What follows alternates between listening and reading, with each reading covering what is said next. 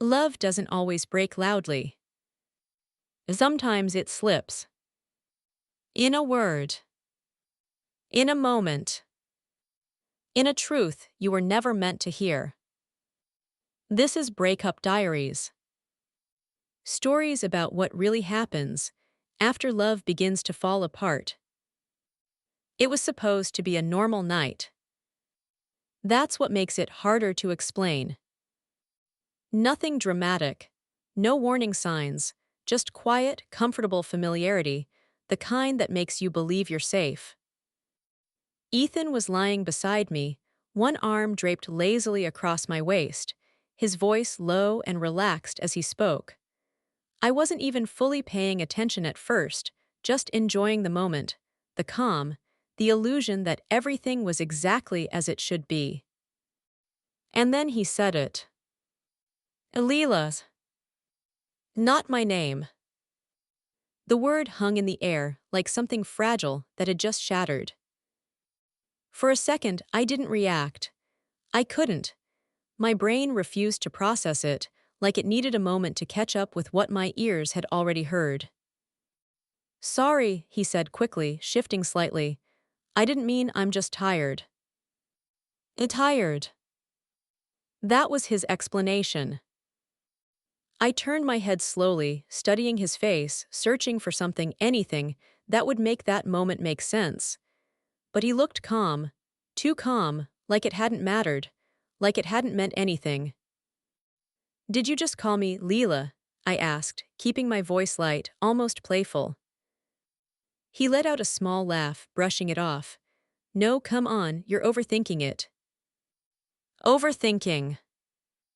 That word landed heavier than the name itself. I nodded slowly, forcing a small smile, letting the moment pass the way he clearly wanted it to. Because that's what you do when you trust someone, you give them the benefit of the doubt. You tell yourself it's nothing. But something had already shifted. Subtle quiet. Irreversible. The room felt the same. He felt the same. But I didn't. Because now there was a name sitting between us. A name I had never heard before. A name that didn't belong in our story. And the worst part wasn't that he said it. It was how easily he moved on from it. Like it didn't matter. Like she didn't matter. But deep down, something in me already knew the truth. Names don't just slip out like that. They come from somewhere. And for the first time since I met him, I couldn't stop wondering where she fit in. If you think I forgot about the name, I didn't. I just pretended to. That's the part nobody talks about, the silence after something breaks. Not loud, not obvious, just there, sitting between you and the person you thought you knew. The next morning felt normal, too normal. Ethan made coffee like he always did, asked how I slept, kissed me on the forehead before heading out. Every movement was familiar, practiced, almost perfect. But now I was watching. Not just seeing him, but studying him. And once you start paying attention like that, you notice things. Little things. The way he checked his phone, more often than usual. The slight pause before he responded to simple questions. The way his tone shifted, just slightly, when certain topics came up. It wasn't enough to accuse him of anything. But it was enough to make me feel like I was missing something. All day, the name echoed in my mind. Leela. I tried to push it away, told myself it didn't matter, people make mistakes, words slip. But this didn't feel like a mistake. It felt specific. That night, I almost brought it up again, almost asked him directly, but something stopped me. Not fear. Instinct. Like asking too soon would make him careful, and right now, I needed him not to be. So instead, I waited. Watched. Listened. Days passed, then a week. And the more time went by, the more that one moment refused to fade. If anything, it got louder. Until I finally did something I told myself I wouldn't do. I searched the name. Just curiosity, I told myself, nothing serious. Leela Carter. The name looked strange on the screen. Too real, too complete. And then a profile appeared. I hesitated before clicking. But something inside me already knew this wasn't random. When her picture loaded, my chest tightened. She wasn't unfamiliar. Not in the way I expected. She looked like she belonged in his world. Scrolling through, I found photos. Old ones, some recent, comments, connections. And then I saw it. A date. A simple timestamp on a photo. But it didn't make sense. Because according to that date, she was still around. At the same time I was. And suddenly, that name didn't feel like a mistake anymore. It felt like something I was never supposed to find. I should have stopped after that first search. Closed the app. Put the phone down. Pretended I never saw anything. But once you start pulling on a thread like that, you don't stop. You can't. Because now it's not just curiosity. It's confirmation. I went back to her profile, slower this time, more deliberate. Leela Carter wasn't just a name anymore. She was real. And the more I looked, the more I realized she wasn't just someone from his past. She was still part of his present. There were photos, subtle ones, not obvious, not direct, but enough to suggest something ongoing. Places I recognized.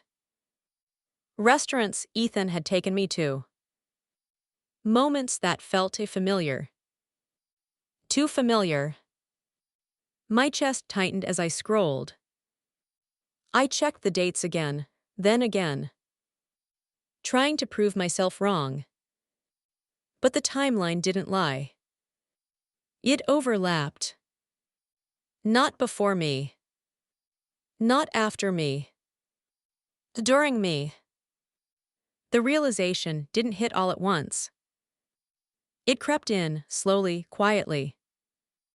Like something settling into place. I leaned back, staring at the screen, my thoughts racing faster than I could process them. Had he been seeing her while he was with me? Or was I the one who came later? Which version of the story was real? Because suddenly, I wasn't sure anymore. I went through my own memories next. Our first date.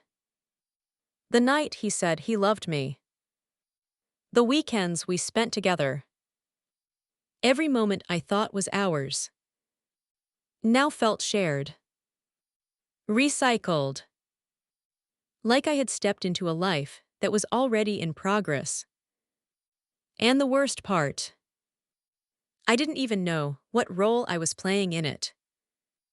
My hands trembled slightly as I locked my phone. The room felt different now, smaller. Like the walls were closing in on a truth I wasn't ready to face. This wasn't about a name anymore. It was about everything that name represented. History. Connection. Something that never fully ended. And deep down, I knew one thing for sure. This wasn't over. Not even close. Because if their story never ended, then what exactly was mine? If you think finding her profile was the worst part, it was. The worst part was realizing how much of my life didn't belong to me anymore. Once you see it, you can't unsee it.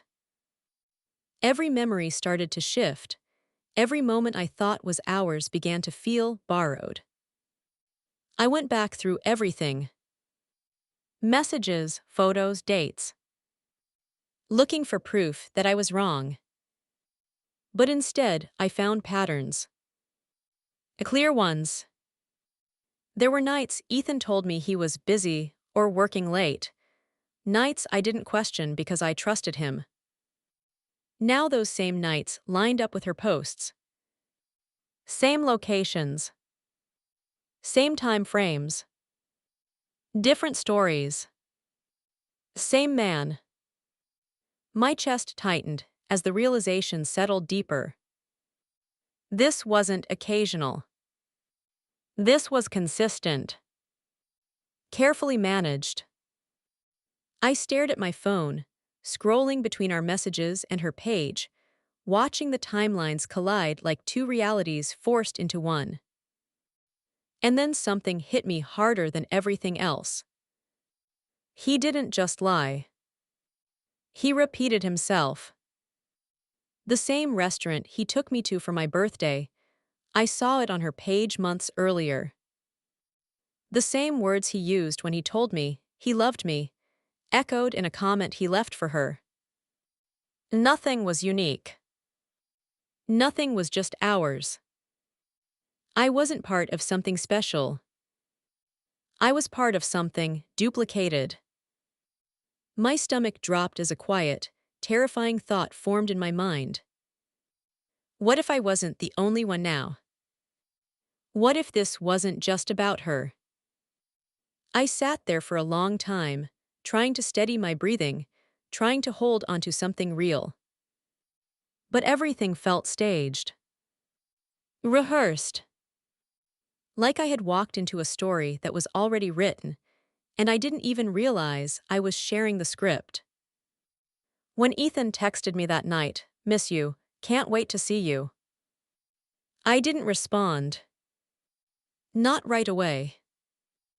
Because for the first time, I wasn't sure who that message was really meant for. And as I stared at the screen, one thought refused to leave my mind.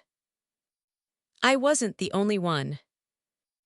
I was just the one he chose that day. I didn't plan the confrontation. It wasn't dramatic. No yelling, no scenes. Just a quiet moment where I decided I couldn't carry the weight of not knowing anymore.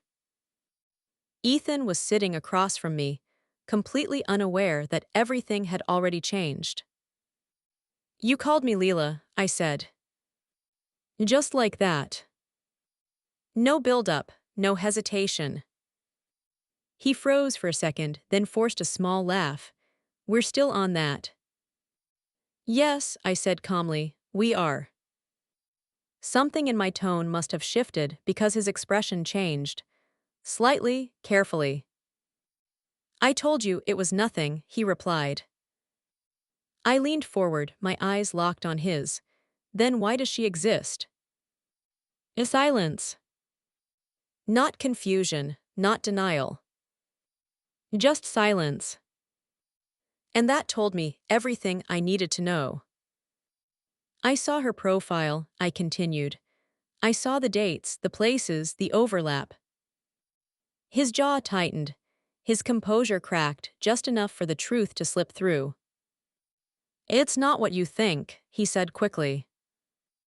I almost smiled. "Then explain it." He hesitated, too long.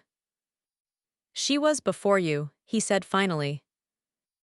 "No," I replied, shaking my head slowly. "She wasn't just before me, she was during me." That's when he looked away. And in that moment, I felt it. The confirmation. The truth he couldn't say out loud. "I didn't know how to end it," he admitted quietly. "It wasn't that simple." "Not simple," I repeated, my voice sharper now. "You built two relationships at the same time."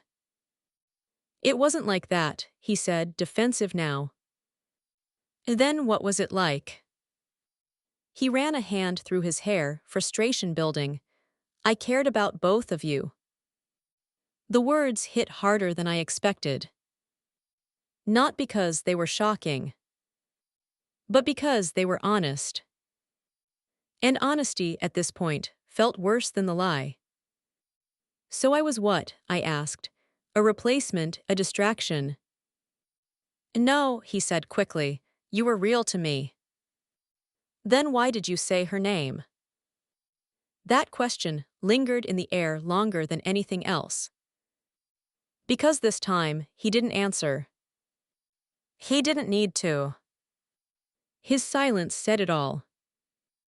And in that silence, I finally understood something I had been avoiding this entire time. I was never the only one. I was just the one he was with, when he forgot to pretend. The silence after that moment felt different. Not heavy. Not confusing. Clear.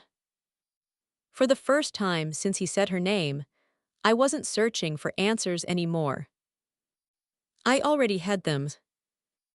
Ethan sat across from me, waiting, maybe for a reaction, maybe for forgiveness, maybe for something I didn't have left to give. But I wasn't angry the way I thought I'd be. I was done. I think the hardest part, I said slowly, isn't that you lied. He looked up. It's that I believed you. The words landed quietly, but they carried everything I had been holding back. He opened his mouth to respond, but I shook my head. No, I said, don't explain it again, I've heard enough. And I had. Every excuse, every hesitation, every silence that spoke louder than the truth. I stood up, my hands steadier than I expected. There was no dramatic ending, no shouting, no tears falling in front of him. Just a decision. I hope you figure out what you actually want, I added. Because right now, you're just hurting people trying to keep what you can't choose. He didn't stop me when I turned away. Maybe he knew he couldn't. Or maybe, for the first time, he understood that I wasn't someone he could manage anymore. Outside, the air felt different. Lighter. Not because the pain was gone, but because the confusion was.